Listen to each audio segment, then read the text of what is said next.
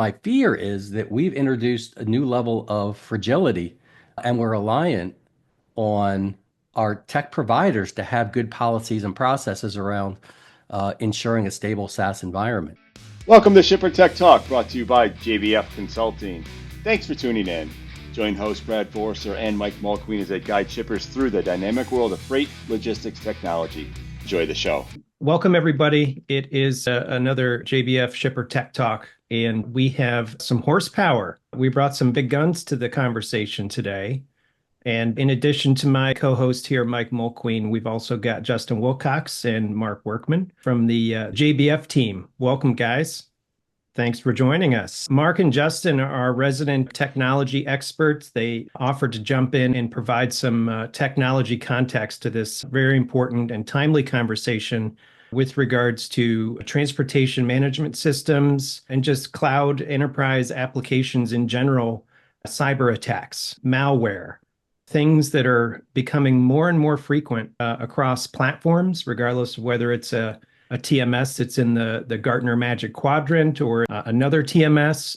Everybody is a target these days, and our clients and other industries are being impacted, major impacts. In the past month, we've had a major Blue Yonder private cloud ransomware attack that hit several hundred, as we understand it, several hundred Blue Yonder private cloud clients, some of which were transportation clients, some of which were other supply chain clients that hadn't yet migrated to off of the private cloud.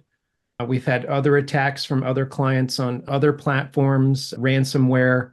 So it is not isolated to a specific vendor or a specific tech stack. And what we're here to discuss today is really what's going on and what can shippers do to prevent this, if there is really any good preventative measures. So that's why we pulled in Mark and Justin today to get their technology insights. So Mike, I'll start with you just in terms of the overall context of these attacks. As shippers or future buyers of transportation software are looking at the market and they're making decisions on which vendors to select, what new tactics or strategies are we seeing, or are we kind of proposing to our clients with regards to checking the boxes with regards to IT security? Is there an approach that we're seeing or that we're putting forward with our clients that are looking at purchasing new software? So yeah, the approach is driven by the market. And as you guys know, it's virtually impossible at this point to get an on-premise license for software anymore. All the software companies have gone to a SaaS-based recurring revenue stream for a multitude of reasons, not least of which is that's what Wall Street wants. So what we've been constructing over the last few years are these ecosystems. And the ecosystems are essentially TMS systems that are reliant on either a private or a cloud like Azure or Google. And then they're tied together with other cloud-based solutions. So now the warehouse management systems are starting to move to the cloud. The yard management systems are in the cloud. All of our different systems are in the cloud. And my fear is that we've introduced a new level of fragility and we're reliant on our tech providers to have good policies and processes around ensuring a stable SaaS environment. And so I'd ask, maybe I'll ask Justin, how big is the risk? Justin, so as we're building out these ecosystems and it's one cloud talking to another cloud SaaS-based application, are we constructing and proposing to our clients risks that are maybe not worth the functional value that we get out of them? Mm-hmm. So I would say that, in my opinion, a lot of organizations have outsourced their trust and verification of the redundancy and resiliency of their SaaS platforms. So instead of having those systems hosted internally where they are doing their own checks, they have, kind of outsourced that to the SaaS providers and kind of are assuming that they have a resilient platform in place without doing, a full assessment of what they're actually signing up for. Yeah.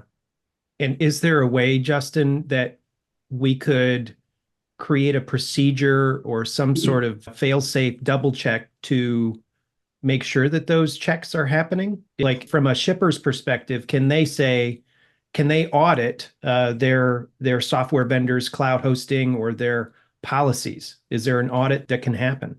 I think there's certainly a number of higher level steps that buyers can take to at least get a level of comfort with what they're signing up for. So, general questions such as what is your cloud redundancy framework look like? Is everything hosted in, a single zone? What does your authentication for your cloud platform look like? Who has access to those credentials? Things of that nature. So, not digging too deep into that initially, but if they can't speak to that, I would say that's probably a red flag. Right. Yeah, that's a good point. So with the Blue Yonder private cloud outage, it also became apparent that many of our clients don't have robust kind of disaster recovery strategies in place. And I think, a lot of it could be because, first of all, the implementations are long and can be costly. And usually it is not an uncommon strategy to put disaster recovery in some of those, putting the final bow on the package items to phase 2 or phase 3, which, the joke is phase 2 never comes. Mhm. But clearly there's a higher priority for our shippers, or for any user of cloud technology, to have a disaster recovery plan in place. And sometimes those things can be costly. Mark, do you have any insight with regards to disaster recovery or other tactics that, have some cost benefit? I think it might be a combination of maybe disaster recovery and contingency planning, right? So, Okay. I mean, when you're talking about disaster recovery and you're talking about a private cloud, like the Blue Yonder example, you're relying on their disaster recovery plan, not your own. But you would need potentially a contingency plan for if the Blue Yonder cloud is down, what would you do to continue working or continue with business? So when Right. you're in So, charge of your own cloud, right? If it's your private cloud, then your disaster recovery plan is something that you could probably start an annual test, right? So let's do the complete failover every year to validate that our disaster recovery plan is workable. It actually does work. So and that would be another question we might ask of a vendor. Do you yeah, test your disaster recovery plan? When do you test it? Do you have results you could share? yeah. And back to Mike's kind of one of his opening comments was kind of the ecosystem. Are we designing fragile ecosystems that are more ripe for attack or more ripe for disruption? Or are the ecosystems actually a benefit in this case to provide some functional redundancy? As we were talking with one of our clients that was severely impacted yesterday, one of their biggest struggles in essentially untangling the bird's nest, fishing reference there, of what happened with the outage for being out for 17 days is coming back to financial transactions. How do we close out the month? How do we close out the quarter? How do we close out the end of the year? Because the disruption happened in the middle of a planning and operational day. And now we have to detangle all of these loads, make sure we pay our carriers on time and the correct amounts, and then have full ability to close out our financials from accrual or cash perspective. So is that ecosystem also giving us a benefit in having some functional redundancy? Mike, do you think that there is a play there from a strategy perspective to have functional redundancy within the ecosystem? I think that the way that right now, guys, we are building out our designs is there's probably a gap here because I don't build out functional redundancy. I have processes that are supported by different technology providers. So I have a yard management process and a transportation management and execution process. And unfortunately, the way that we built them out does not include the redundancy. So I don't have yard management for using a yard management solution, but then potentially having the application built out, another application that could actually support those capabilities. So my concern is that I'm increasing the probability of a partial outage of some portion of my system because I have modules that are sole sourced to do a certain function. And if that function goes down, I don't have a backup. But I'm wondering, Mark and Justin, would it make sense for us to start considering that? So to start considering, okay, I have yard management capabilities in my WMS, my YMS, and my TMS. I'm going to use this as my primary, but if there is an outage with that particular application, then I have the ability to fail over into the secondary solution. Is that something that we should be starting to think about? I would think so. I mean, you're putting redundancy in your carriers. So I have more than one carrier on a lane. Why wouldn't I have more than one service? We'll say you're talking about a parcel service. I want to have more than one parcel service that I can go to, which may be embedded into your application, but I can switch on and off. I can switch from doing UPS to doing FedEx for my parcel, even though maybe, UPS is my primary. So having some kind of backup, even at the service level, and you could consider that a function, but it's a web service, having redundant web services or working with your service partners to have more resilience. What are they doing? What are each of those services doing to be redundant and recoverable? Yeah. I would also add in there that I think there's the way that I look at it a lot of times is you've got a large sliding scale for both redundancy and resiliency. And I think sometimes people lump those together. I usually, I would consider resiliency the ability to seamlessly transition from a failure of one host to another, and redundancy as how robust is the underlying platform itself. And I think that both of those are probably pretty well obfuscated for the end user, or at least the buyer of those platforms. And you have to dig into each one of those to find out, is it resilient and is it redundant? So definitely, 2 points to drill down on. Justin, can you help me? Can we unpack that a little bit? What are the red flags? As we're doing vendor selections, we do ask a lot of different technical questions, and including SLAs around uptime. And every vendor comes back at 99.99. Everyone. Aside from looking at that net value, which now nobody trusts, what red flags, what should somebody be looking at in terms of a response to an RFP? What questions should we as shippers be asking of our technology providers to ensure that they do have resiliency? Any thoughts? Yeah. So the first question I would ask is, what is your plan for, if you have a redundant, resilient platform in place, what does that look like? Do you have your systems hosted in two different cloud platforms so that if one is compromised, the other one takes over, relatively seamlessly? What does your internal IT security model look like? Is it a zero trust environment? Is it relatively open? And based on those answers, I think you can start following a path of, okay, here are your exposure points. And obviously this is going to be, required of the IT team to do their due diligence.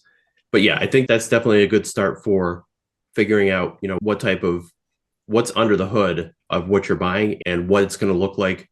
And I would say when it's compromised, not if it's compromised. And Mark, the compromising that we see oftentimes are from, kind of phishing attacks. So it's our shippers essentially getting an email that looks completely authentic and all of a sudden giving away their credentials, which then opens up the system for an attack. What should our shippers be thinking about in terms of internal training and just methods to ensure we're not shooting ourselves in the foot? Yeah, I would think that, again, that is probably the weakest link to most of these systems is social engineering. I get to know who works at the company, and then I try to make a relationship with them and then find their passwords or get their passwords so that I can get in and wreak havoc. You seem to know a little too much about that topic, Mark. Seems a little fishy. No pun intended. Yeah. So I would recommend, probably some kind of yearly training with the employees. Let them know what kind of attacks are being conducted against other companies. The things there's a site out there that security uses. It's OWASP. And I think that site lists kind of like the top 10 hacks that happen all the time to different companies. So giving examples to employees about how they could be compromised in a reoccurring basis is a good idea. I've seen companies put in programs where they'll send emails, fake emails to their employees and have the opportunity to say, yeah, I can tell that that's a phishing attempt, or they'll click the link and it'll say, hey, you didn't pass the test. And so it's kind of testing out their employees to make sure that they're staying vigilant about these phishing attacks that most likely is the way that people are getting it. Does anybody here think that the VP of transportation, whoever owns the functional line of business for the transportation, logistics, operations, do you think they're going to pay attention to this during design or during a vendor selection? Do you think they should pay attention to this topic about disaster recovery? Because, traditionally, I would envision that line of business owner is probably just going to tune out as soon as the IT topic of disaster recovery comes up. But should they be paying attention at this point? So when we're doing our vendor selection process, this has become much more of an important issue. The Blue Yonder situation was extremely, I don't want to say catastrophic, but it was extremely painful to the point of certain organizations missed earnings numbers, 2 and 3 cents per share, because of the inability to ship product, which then generates revenue. Yep. So I think when we put it in that way, it's not just a technical outage, because you're right. I think that the business glosses over when you start talking about the deep tech, but when you start talking about the implications of a system that goes down, I think we need to start thinking about how do we build out resiliency and redundancy within our systems in a manner that's not so costly, but we know that these systems are going to go down. I mean, and it's not just supply chain systems. The whole CrowdStrike system outage that happened this summer, this was Microsoft, right? So these things are going to happen, and I think that we need to be able to put this into a business perspective to make sure that we get the attention of those business leaders. So yeah, it is something that we have been paying attention to, and I think that the Blue Yonder situation is going to make it so that we pay even greater attention to this going forward. So let's be pragmatic for a little bit here and try to come up with a crawl, walk, run approach, right? For our listeners or our shipper clients. And I think being pragmatic means what could we do to mitigate risk or decrease the frequency or probability of this cyber attack or just some sort of disruption risk, technology-based, from an outside attack. And to me, I think I would focus on strategies for quicker recovery. So things like making sure that we have a daily copy or a refresh in a lower environment, and hopefully it's on a different kind of cloud platform than your primary kind of production environment, but just having a copy of your current production database, configuration, your app stack, everything, to give the shipper some ability to port over or shift over, repoint all the integrations to a lower environment. That would be a pragmatic first step that I think most clients could probably achieve. Is that a good starting point? I would say. Go ahead, Justin. I would say that's certainly a good starting point.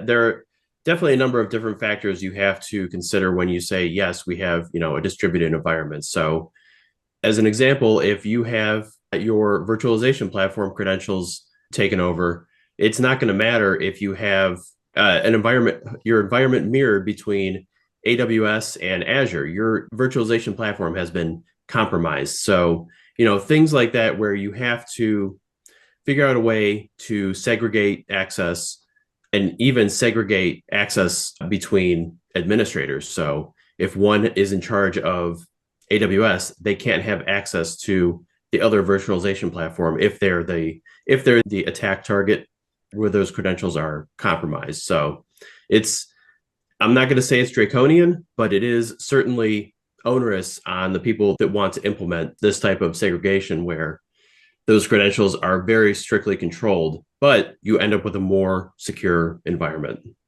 Mm-hmm. And the other thing that I'm thinking about, somewhat of a non sequitur here, but I'm also thinking about, strategically, will we see the market shift towards more decoupled microservices to provide that kind of by design built-in functional and technical redundancies. So a vendor A for order planning, vendor B on a different stack for load creation or load planning, and vendor C on a different stack for tendering and execution and invoice receipt.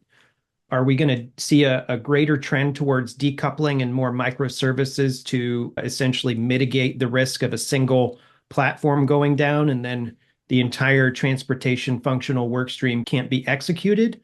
Or do you think we'll go in the opposite direction where, clients will start to demand a license so that they can run it on their own private cloud, or more of a back to the old data center and the company's IT department is responsible for the security and the actual license of the application? Any thoughts there, Mike, on that? I mean, just because you're running it internally with your own licensed software on-prem does not make it so that you are immune to an attack. True. We had a big client of ours just had a ransomware attack, and it wasn't just on their transportation; it was their all their systems. Yep, all the systems. Yep.